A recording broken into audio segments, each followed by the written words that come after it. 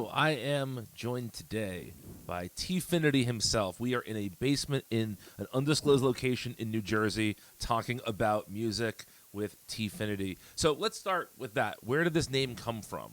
Well, I decided it because I play a lot of instruments, and I decided why don't I use the word infinity and mix it with the first letter of my name to create TFINITY, Okay. which I thought would fit well with how many instruments I can play, which is like I think 8 now. Okay. What are those 8 instruments? Violin. I guess you can count piano, organ, because those are kind of different. Synth, which has all those knob things over there. Drums, guitar, bass, and ukulele. Okay. Okay. So what was the first instrument you learned to play? Piano. Piano? And is that like if someone said to you, like, what is the instrument you are best at, the thing that you are most comfortable with? Of those instruments, piano is the one? Yeah. Okay. What type of music do you if I just, brought you into a piano and said play me something, what kind of stuff would you want to play? I don't know really, because this stuff, the music that I listen to is not very based on acoustic piano, more Okay. like electric and electronic. Okay. So the music that you make as TFINITY is electronic music. Yeah. What was the first electronic artist that you heard or band or whatever that you felt like, oh, this is really cool, I want to do something like this? Aphex Twin. What was the Aphex Twin song? Do you remember? I think it was the Come to Daddy song. Okay. Which is why I'm wearing this sweater. Okay. Yeah. Aphex Twin is one of the most unique and interesting and inspiring musicians, I think, of the last 30 years or so. What is it about that music that was interesting to you? Was it the beat? Was it the way the beat rubbed up against the samples? Like, what was it that first was like, oh, this is cool? I think it's just how he sounded so different to everyone at the time when I started getting into music more, just general music. Mm-hmm. Like, it was very different and unique than all the other things that I heard, and I just really liked it. Mm-hmm. One of the things I had heard about before I actually had heard much, I think the first thing I heard was that Richard D. James album. I think that's the first one I heard. But before I had actually heard it, somebody had told me that he was one of the most unique samplers out there, that he would find sounds from all sorts of places and incorporate them in interesting ways. And I know that you take samples from things like cats, and that's the headline for me, is the cat samples. But yeah, I sampled my cat Starkey's on the bass drum over there. I normally would just carry her up to my bed and just lay around because she was really comfortable there, and sometimes she would meow at me. So if I did it at the right time, I would set up the microphone on my iPad, and she would just meow into the microphone, and then I would take that audio, chop it up, and put it into a drum kit, so that I can either play it live or program it, which is what I normally do. Can you play us something with a cat sample in it? Yeah, this one, she was sleeping in my closet, which is why it starts with the first 30 seconds of her snoring. Then I just sampled her meowing at me. Can we isolate just to hear the meows for a second? This is exclusive content of only the cat. I put it back with everything else.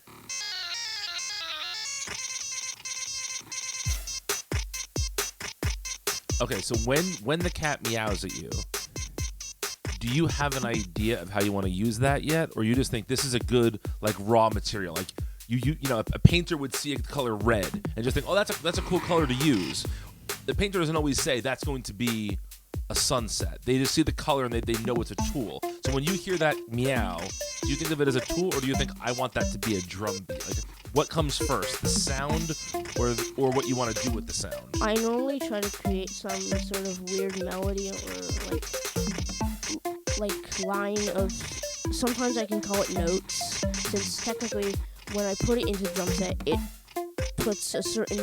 assigns a note to that part, and then that's how you play it. You're basically playing a piano. Sure. Cat meows. Right. So, besides for the cat, what's maybe the weirdest or most interesting sample you've used recently?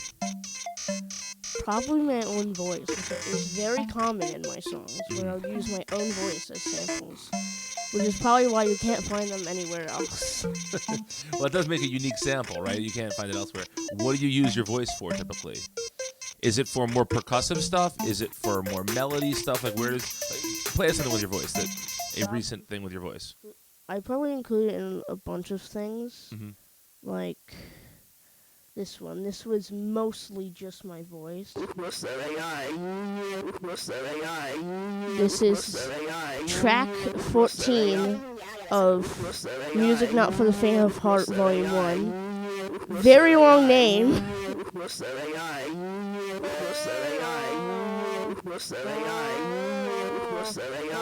And most of the titles are just pure gibberish, which is for 26 see you for E4.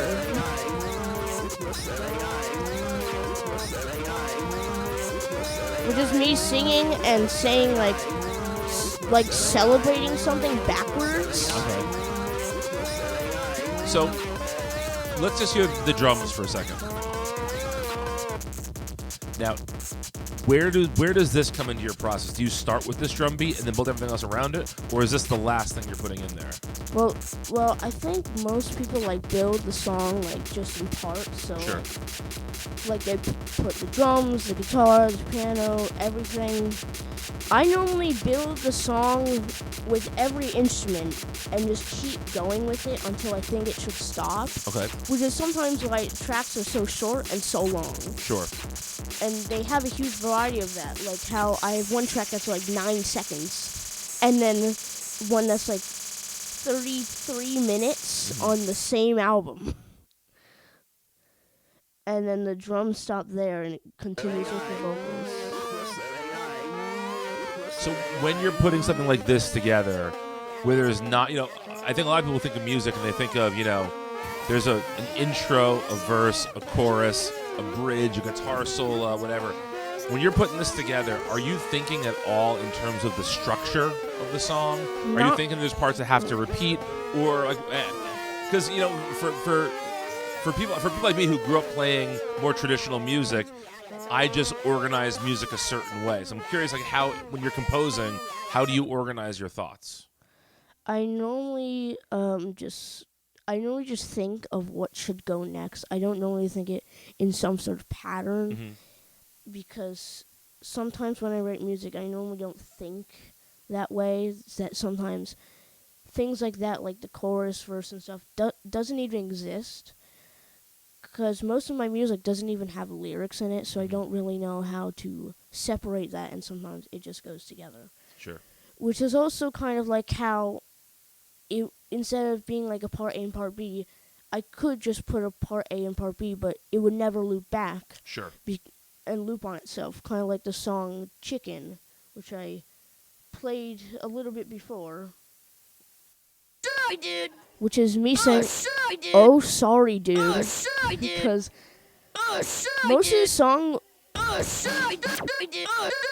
these drums I took from Logic, but most of the song was recorded in the school cafeteria in my middle school with me and my friends, and a bunch of my friends were on this song. Okay. So let's hear the parts that were recorded in the cafeteria.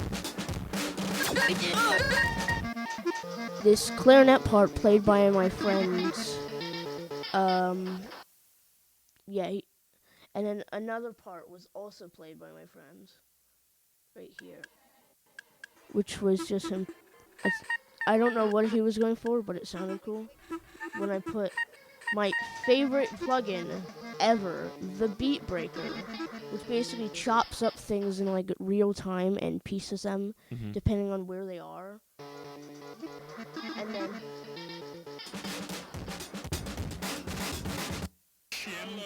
this sample, sometimes people think it's me. It's actually my friend Ryan just singing about chicken nuggets when I asked him what does he want to say to the world. And I presume you pitched his voice down, correct? Yeah, it would fit the tempo better that way. Yeah. So let's hear it all together again. That synth that I used was also a sped up version of that, looped super fast. I would create a frequency, which is essentially what everything is. It's just something looped, something like played so fast that it creates a frequency. Because that's his voice, and so was, I think the bass was also made that way, or it was just me. Hold on, let me pause the song. I'm using the keyboard. No, that was me doing some ooh thing, and it was very distorted. And then that's also my friend playing. So let's start it from the beginning again with everything in. Oh, sorry, dude. Oh, sorry, dude. So That's your voice. Yeah, the reason why we even did that is because we kept bumping into each other doing this and just saying, "Oh, sorry, dude," whenever we hit each other. We did that for about 2 minutes, so I got that idea.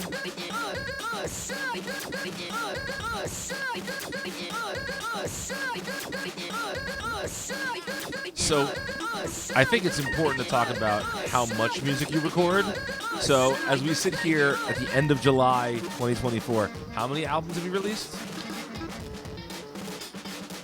24. Okay.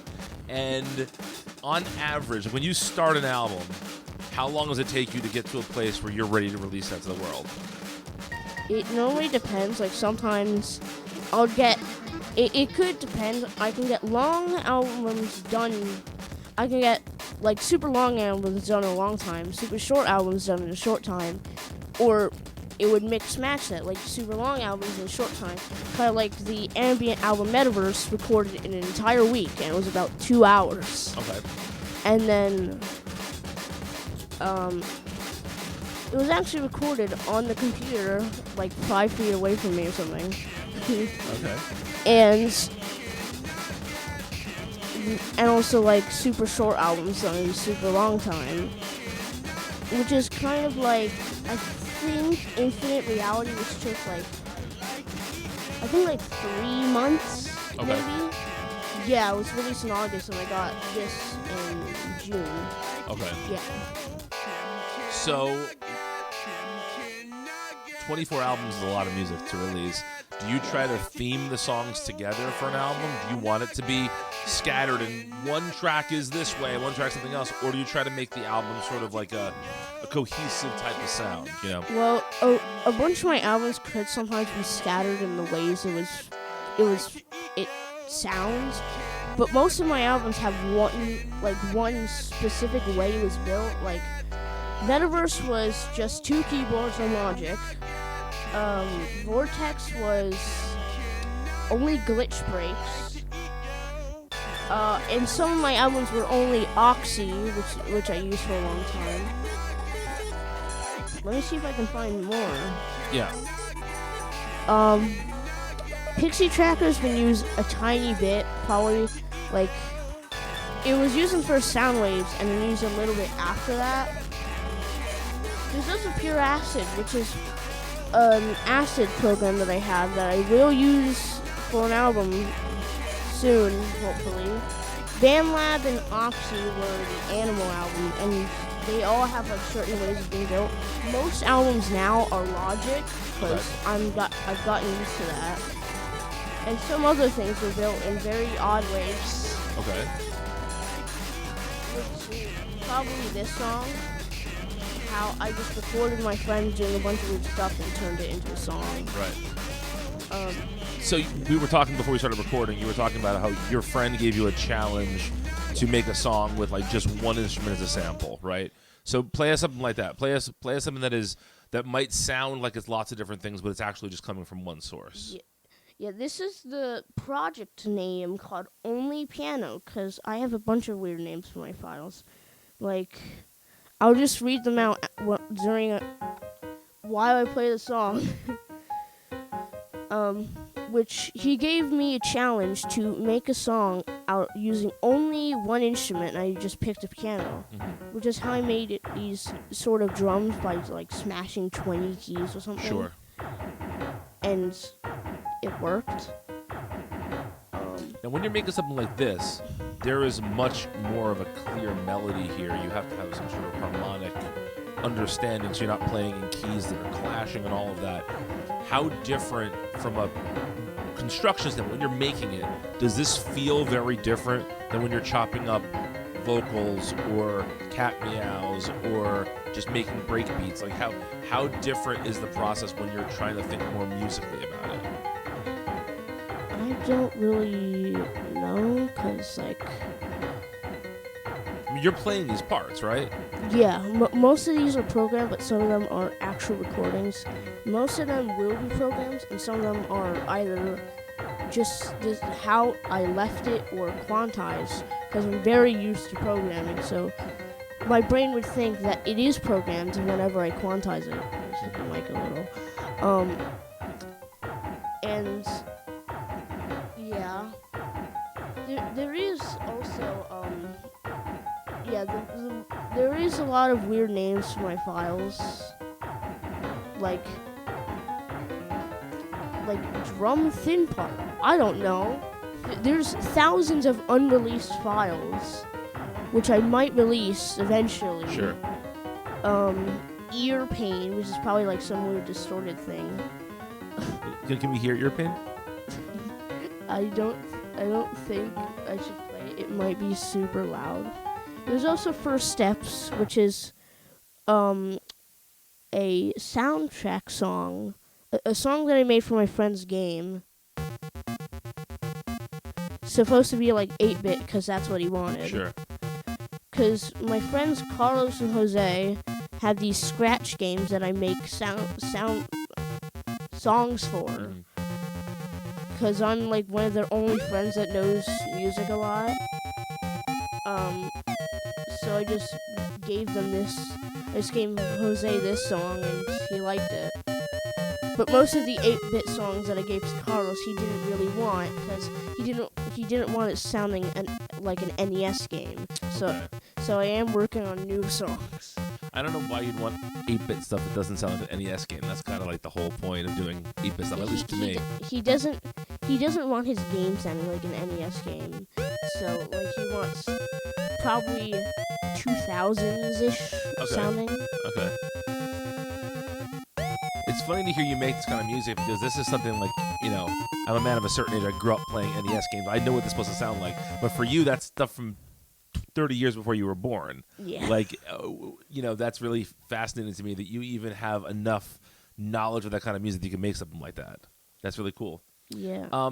So my friends are really into the old Sonic games, and that's how I knew how to write it like that. Got it. I wanted to ask a question. I don't know if this is possible or not. Okay. Would it be throwing you too much for a loop if I said to you, can you make a song like live for us? Could you put together something? I could do that in 10 minutes. It's fine. Okay. So yeah, you released a bunch of albums recently. Can you tell us about like the last 2 or 3 albums you released? Well, the past 3 albums were Music Not for a Faint of Heart Volume 1. Volume 2 and 3 might come out in some amount of time. Amnesia and the chicken mixes that I made. The chicken mixes are exactly what the name sounds like. Mixes for the song Chicken, because I really like the song. My friend, who is Ocean Scenes Music, I'm friends with him. He also made an album of chicken mixes. Okay. Is he taking your roots, your stems, and making something new out of it? Yeah, because I would send him like samples of anything, and he made one of them is I guess Chicken Timed in Bad Mix, which is 12 minutes. Now, what parts of this did you send him? those samples. Okay. Which I got from Ryan. And that's in its normal pitch, which is 6 semitones higher for some reason. Okay, so this comes from your friends, the chicken mixes, not your chicken mixes. Yes. Got it. Which I have featured on 7 of the songs, not 8 of them, because the last one is just random samples I sent him, which was chopped up aim breaks, and the chicken samples he also took, and then me making weird sounds. Okay.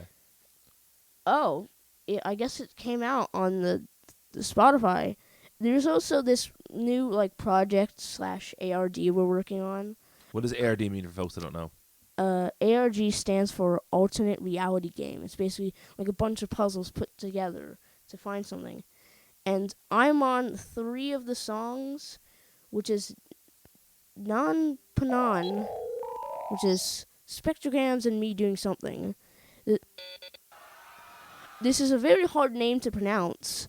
Bitmos F Vutet Bushkud 6H6X, which is some encoded name. And then the story of Balan Man Part 2, which I wrote most of this song, 30 seconds. Is me and him just talking on a Zoom and recording. Let's hear some of that.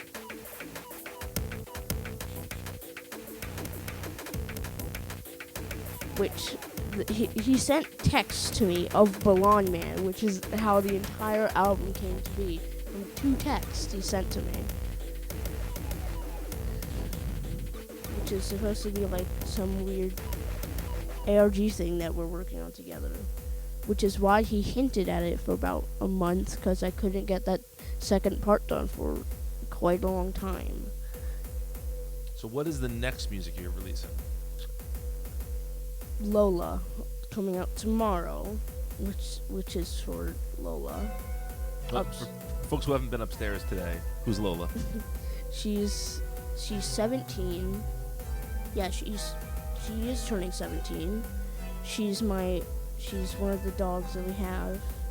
There's also Chewy, who's an absolute maniac, but it's fine because he's very friendly sometimes. And so I thought of doing a second part to Animal. It's probably one of my more pop-ish albums, and also was really fun.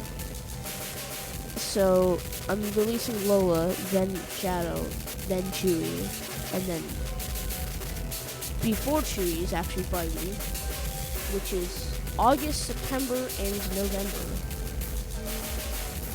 And yeah, I just had a lot of fun doing that, so I decided I should give them 3 more songs. Can we hear a little bit of Lola? Okay. This is the song. I have it on my iPad. It's one of the only projects that is saved on my iPad, called Walking Around, because she does that a lot. Are there any samples of Lola in this? No, because she doesn't normally make sounds. Okay. I wasn't sure if you got her claw hitting the ground or something like that. She's normally very silent and very gentle. So what does this make you think of? When you're making this and you want to get the essence of Lola into this track? I normally just name it something and then probably style the song around that. Sure. Which is kind of why this has a lot of drums, because she does it a lot. But it's also very slow because she's very calm. Right. So I tried replicating that using drums a lot, and then making it slow, 125 BPM. It's funny because in many musical circles, 125 BPM is a pretty fast song. Because, in classical music or in jazz, a lot of times, you're playing in the 60s and 80s beats per minute. Real slow, languid stuff. So it's just funny that 125 in electronic music is slow. Yeah, it is slow to me because I'm normally used to around the 200s. Right. Yeah, exactly. All right, so you have Lola coming out soon. I also have this weird type of EP series, probably maybe you can call it a series, maybe you can call it a trilogy or whatever. Okay. If there's more than 3, then you can't. I haven't really decided on a name, but I called it the most disturbing thing I can think of in that 2 minutes. Vomit indigestion.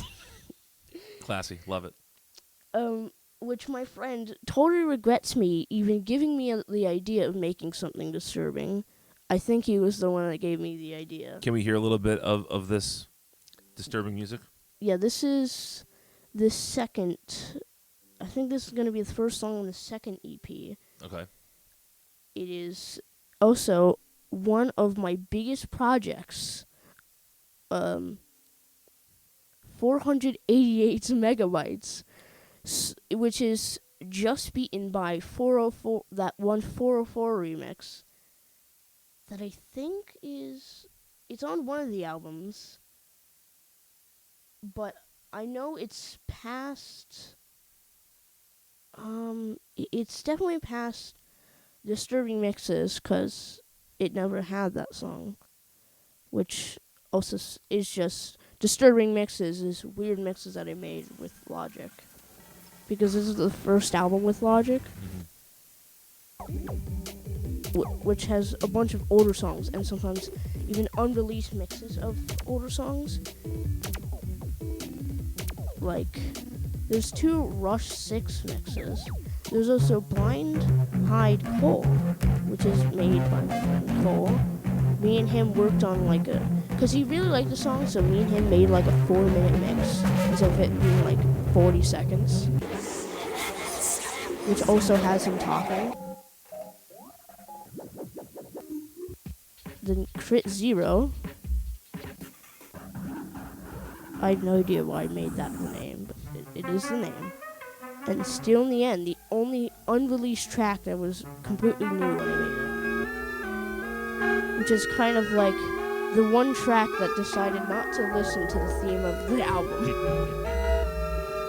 So in addition to the new disturbing music, could you make something for us now? A real short piece of music, but let's get something totally new here. And let me know if you want me to throw an idea out there, if you want we could ask our lovely cameraman here if he wants to send an idea out there. What do you want? How do you want to start this? Well, I do have this song, which is one of the songs on that Vomit Indigestion 2 EP. Okay. Which my friend is very unhappy that I made a second one. But I wanted to keep the first one, 4 songs, to give an important message. Why a bunch of things are bad. Which is also why one of the songs on there is going to have a bunch of my friends making the most horrible noises they ever could, and me just messing around with them. And so this one has a bunch of breaks. It also has a second version with live drumming of me and my dad's student Noah playing to the track. Which is also, this song is currently unfinished, which is why, for 2 minutes, it's just the same thing. Which I'm still working on that. And then there's this part, which is honestly my favorite part.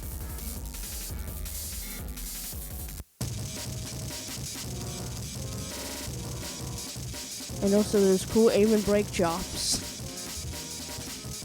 This is the probably more extreme one, because it's 9 minutes, because I make a lot of long tracks.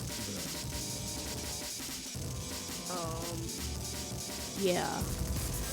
It's all the tracks are aimed to be long. And so it has a lot of things happening at one time, which has this. Because I'm very good with using aim and breaks. Then we got the logic breaks, tempo funk break. And then rusty beater break. What? It tried recording me. Now because it is live, the beat breaker, sometimes if you put it off beat, it will take a little bit to trying to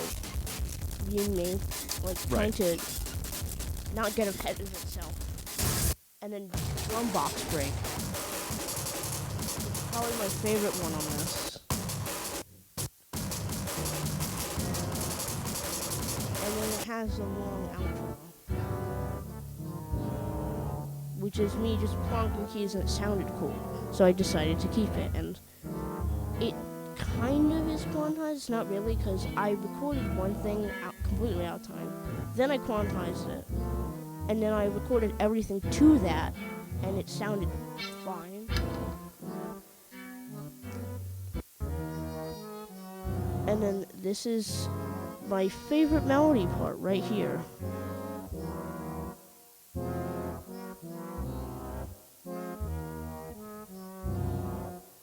Can you put it all back together for us now? Yeah, so it has this like weird bass thing, and it has a higher pitched arpeggiator one. And then the normal one. The break does come back eventually. At the last 16 bars. It took me a little bit to count that. And then it ends with the thing I like the most. And what's the name of the song again? Playing Pain. Very disturbing names for a very disturbing EP, which is probably, it's going to probably stay that way. I'm going to make a track with polyrhythms. So I have a bunch of instrument patches, which is basically custom instruments that I made, like Chicken Synth, which is the synth used in chicken. So let's hear that. So if I put the scale from F sharp, Phrygian, there it is, that would be the key of chicken. It is very high.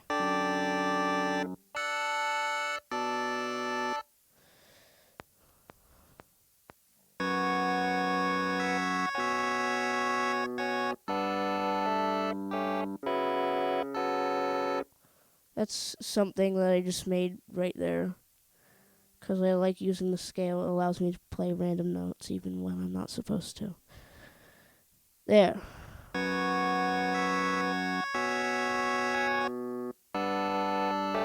And sometimes, if it's a MIDI region like that, I'll just loop it. I'll extend these notes right here. And okay. It does take a little bit, because everything does. It's logic. It always takes a little bit amount of time since it's very advanced.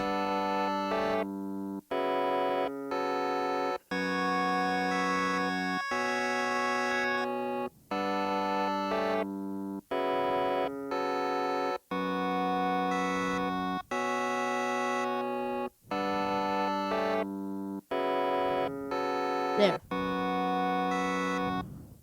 Okay, so we have that, and then normally, sometimes what I do is I normally just keep the same key for the bass line, which I'll just pick a random bass line. I mean, not a random bass line, a random bass, because I like picking random things sometimes. There, I'll use that. But sometimes I will copy over the same notes, and I'll just clip out every single. I'll just only pick the lowest notes in the entire region. So delete that. Sometimes I do have to make it higher though, so so it's audible. Right.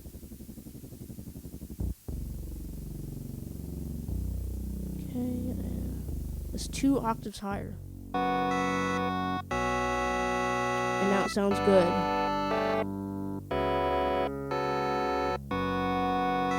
Sometimes I do edit the bass line. So let me pick the right note.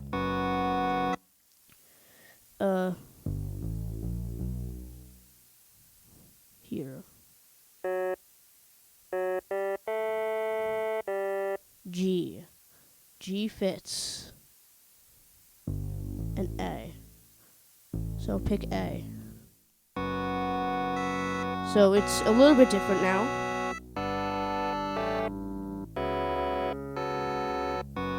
And so then when I normally create that part, I will put this part a little bit later into the song.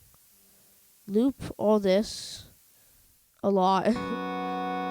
So I'm prepared for the next part, which is audio, loops, drums, acoustic, drum break. Cause I do this a lot now. So I normally pick funk because that has like the best sounding snares. I'll just pick the drum box one.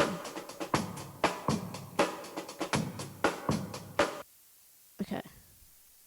Then I'll put it normally 17 measures in. If it has a longer intro, it will be a lot farther in. It's normally either 9, 17, or like 129. Why 9 or 17? Because I feel like that would give the instruments a proper introduction. Sure. And then let the drums be its own thing.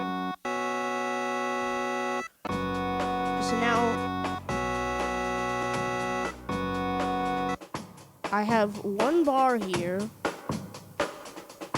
2 bars here, and coding a lot of breaks sometimes is normally the thing that takes the longest.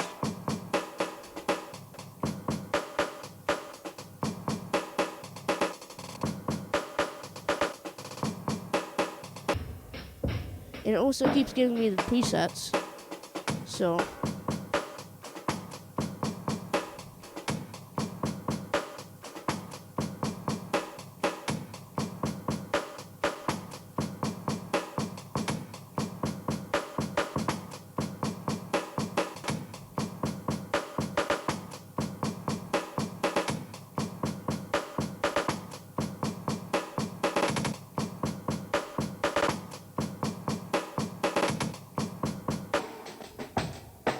now this is normally the one I keep, instant triplet, which is 75% speed, 4 times and 4 beats.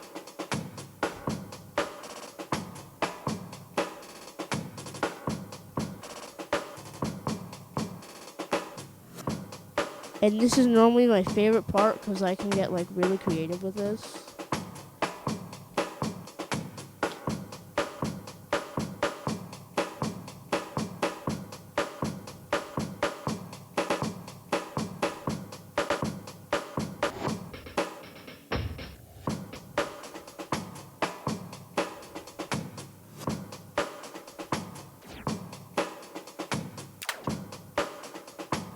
I'll put back to 100.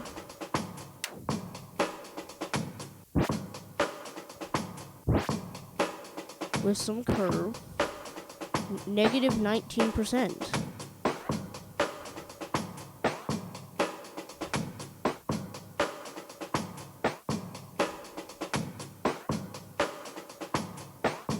And then I'll mix this up.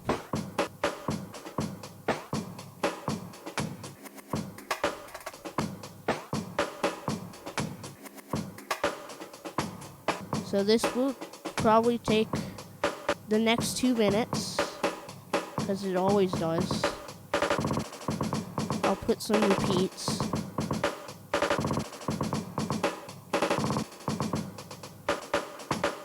That's also hold back, which is one of the cool ones. But we're going back to custom. So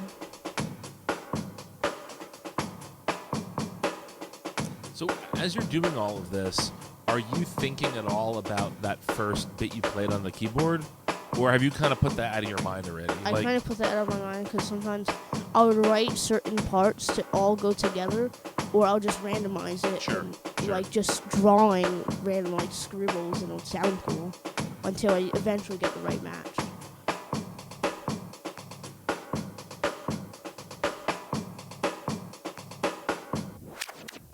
Scratch back.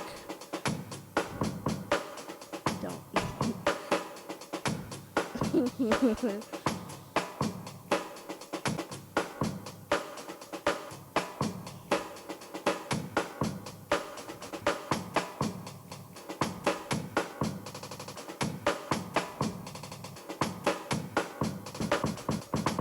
Gate and repeat.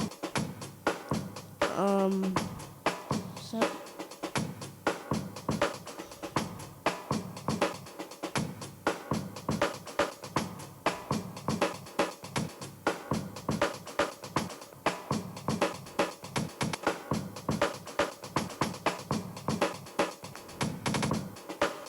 And then this is one of the cooler ones I'm gonna do.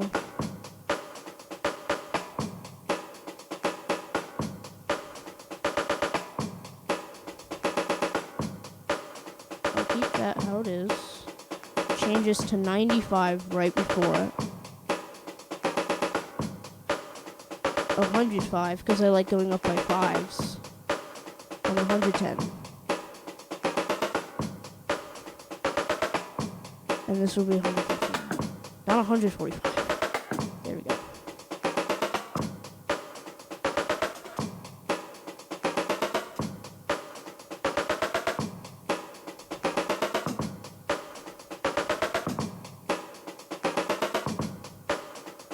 And so those are all the 10 that I've made. And so then I'll use brush and just basically do this a bunch, which is probably why the music stand is shaking. And one of them, so technically 11, one of them is pattern off, which is just how it normally is. So I'm going to play it from 13 measures in, and this is how it sounds. And I love adding distortion, so that's what I'm going to do.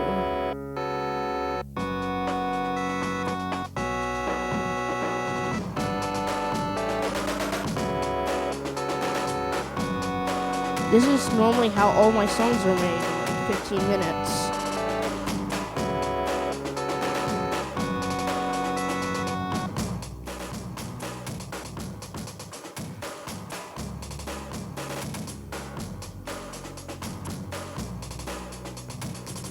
Okay, so to make this unique for right now, give me a word I should say that you should sample and mix into that. Just give me one word. First word that comes to your mind. Go. Backpack. Okay, ready? Okay. It is recording from my iPad mic. Which is on this side or that side? This one, which might cause some feedback, so.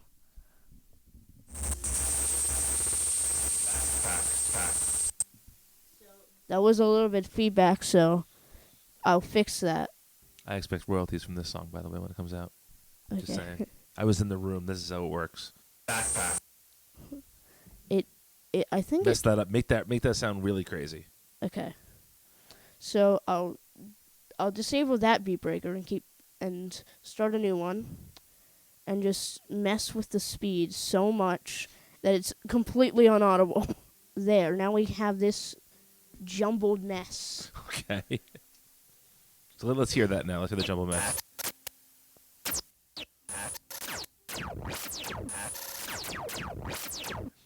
It's a laser fight. It does sound like a laser fight.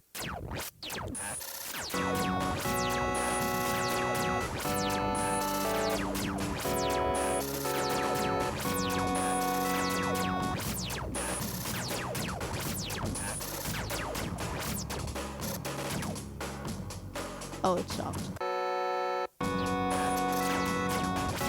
I just say I lowered the high frequency so less feedback was there. And I'll also do this. Now this is one of the more weirder programs to use, but it's Audio Units Apple Sound Isolation. So it completely isolates the voice. And it's also going to sound like that since the beat breaker is right behind it. So if I go into here, move this, it'll sound more normal.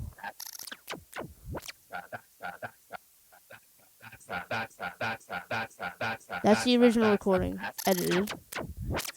So it removes a bunch of the high frequency so no one's eardrums start bleeding. Not yet. Oh.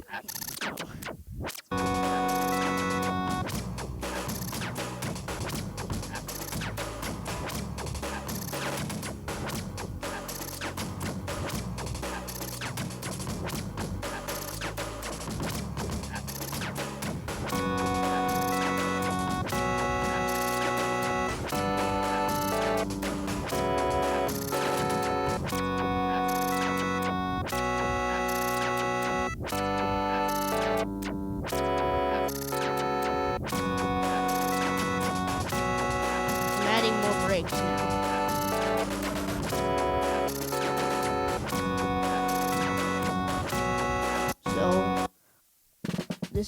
Vintage Phil.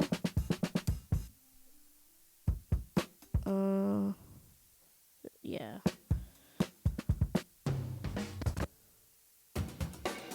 Funky Classic Break. I'll put that one in. No.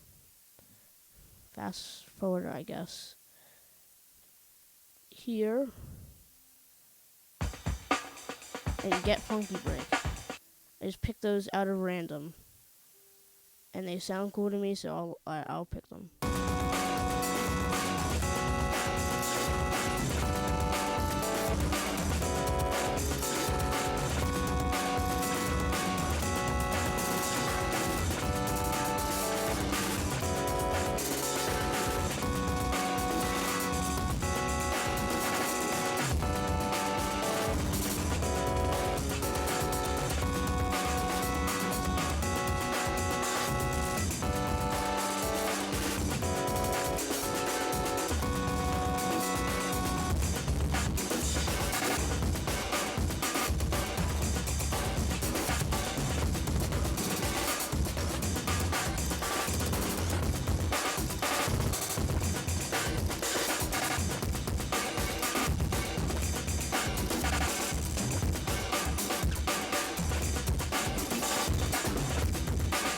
You got a song, man.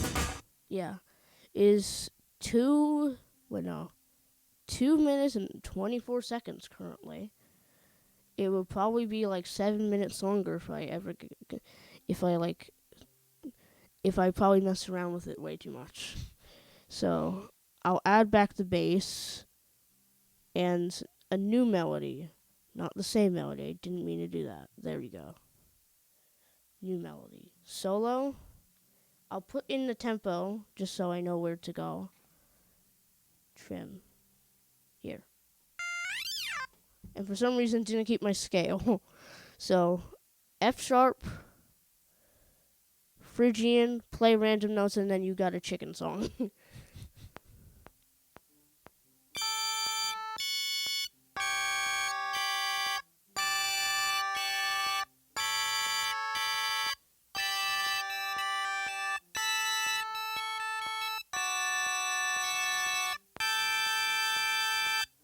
Now that was very high pitched, so I'll take that down an octave. Transpose, -12. Okay.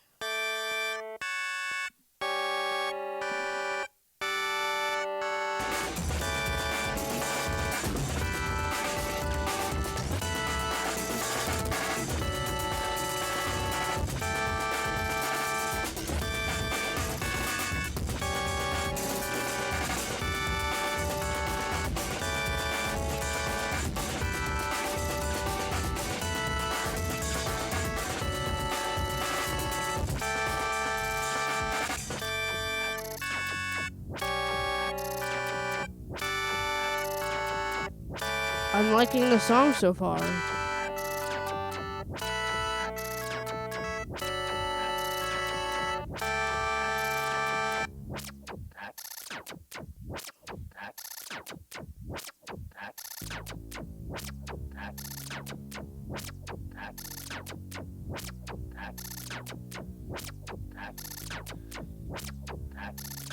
And it's something I love doing at the ends of songs sometimes. I'll just copy that. Is adding some of my own drums. So instrument passes, no bass anymore. Remove it. Drums, electronic. I'll find something random. Modular mayhem, sure. And then I'll just write something. So I'll take that.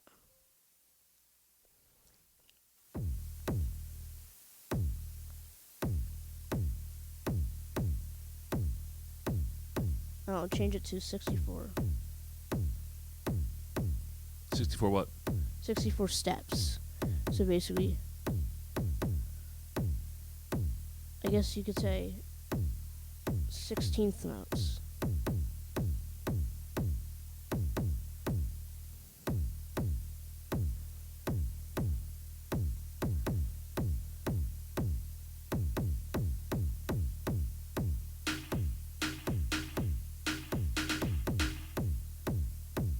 Oh.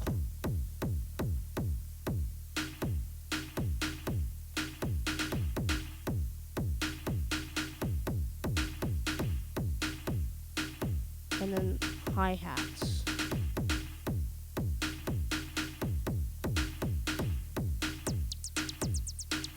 Which sounds like birds Oh, chirping. yes, it truly sounds like a hi-hat, yeah.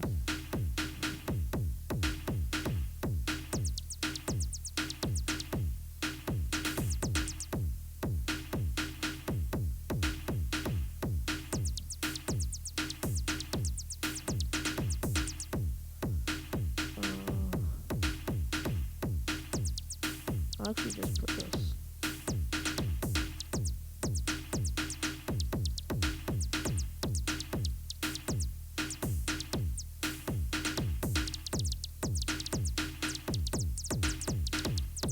"30-second note hi-hats.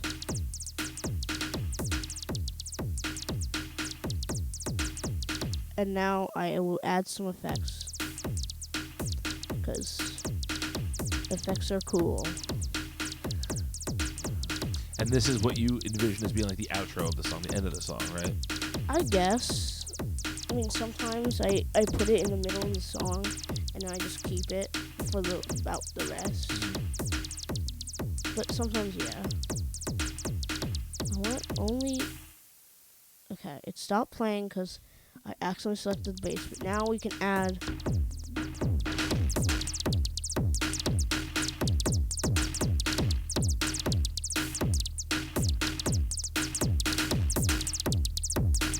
If I add a little bit more bass and treble, like really hot, like really low and high, it sounds a lot cleaner. And I remove some of the middle.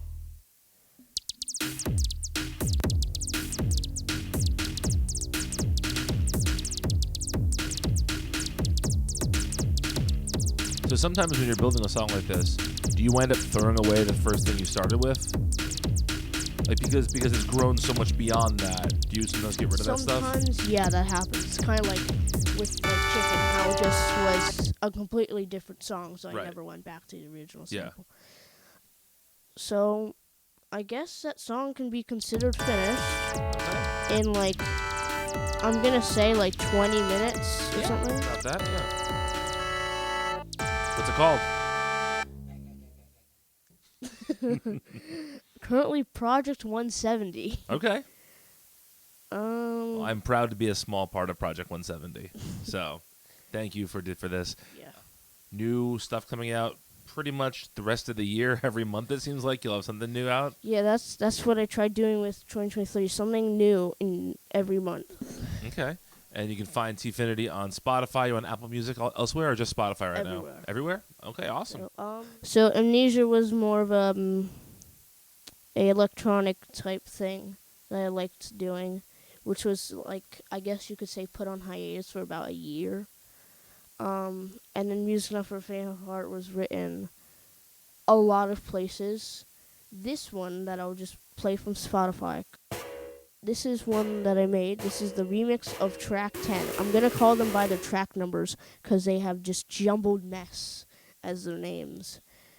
But, so you can clarify, it is Zoe 826 Jal as track 10 and Ha 0228 Jalans as track 20. So this is the original track. No, there. A minute and 20 seconds. Which is random stuff. And then the remix of that. Which is a little bit faster. And has more material.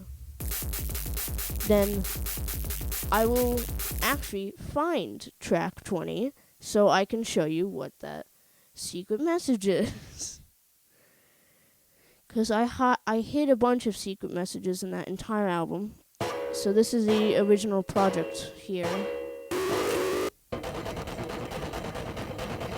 So Asian plucked strings, advanced machines, and yeah.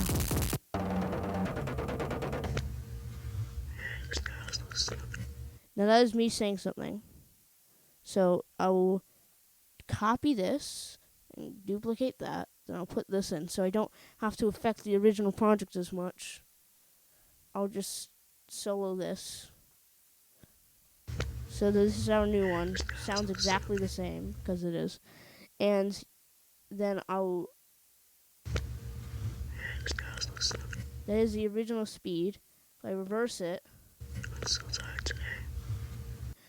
If someone manages to find it, props to you, because I can't. And so there's just a bunch of weird tracks.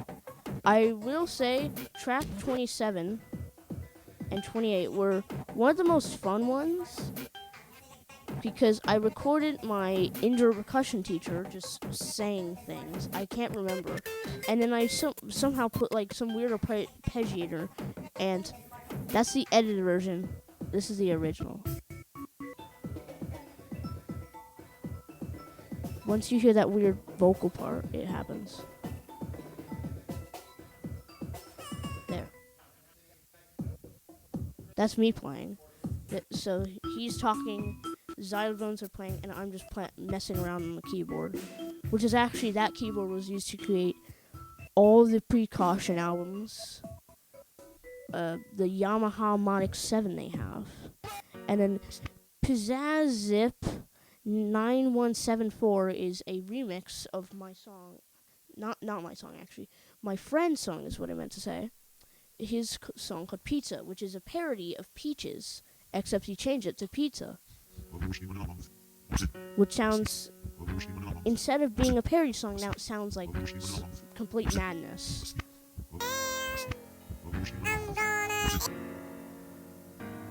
Which it still has the same melody.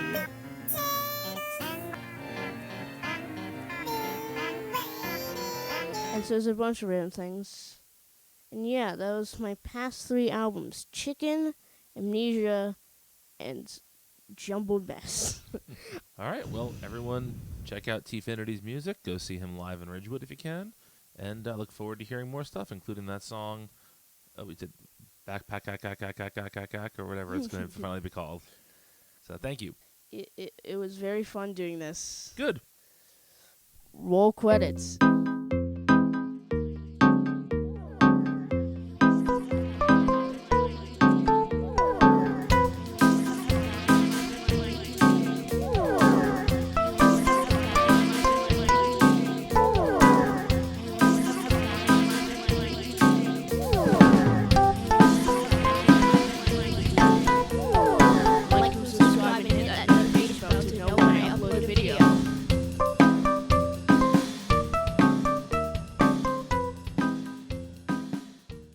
Thank you for watching the entire interview. You are very nice. So I have a secret to tell you. If you go to tfinitymusic.com/shapes and it's January of 2025, through the entire month of January, you get to help fund $20. That's the entire amount I need to get Music Not for the Faint of Heart released in March. Not November of 2025, March. And your name will be one of the track names on the album. Except I might add a bunch of numbers because I do that a lot. So, if you want to be a special person and you want to be a cool person, then go do it. You'll be part of history. Probably a very weird part of history. So now I'm going to do a very weird ending, which the camera partially goes in my mouth. Wow!